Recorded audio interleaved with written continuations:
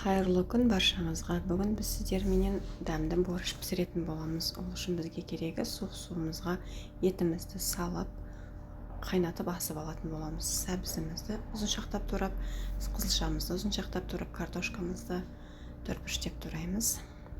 Қызып тұрған табадағы майымызға пиязымызды салып, қуырып алатын боламыз.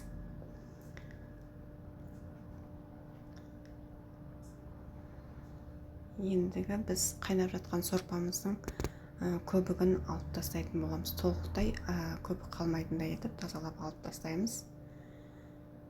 Енді алып тастағаннан кейін қызып тұрған табадағы пиязымызды қуырып жатқан үстіне сәбізімізді, қызылшамызды салып қуырып алатын боламыз. Барлығын жақсылап тұзымызды қосамыз.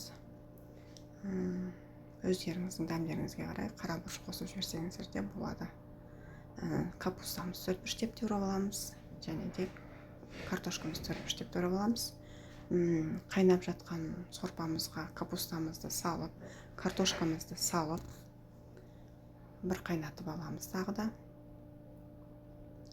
Ендігі осы қайнап жатқан етімізді алып тастаймыз сорпамыздан.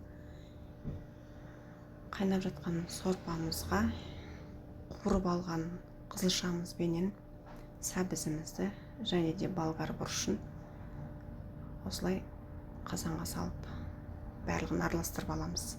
Бұл жерде болгар бұрышы видеоға түспей қалыпты. Міне дайын болған сорпамызға төртбұрыштеп турап алған етімізді, жаңағы асып алған етімізді салып пісіретін боламыз.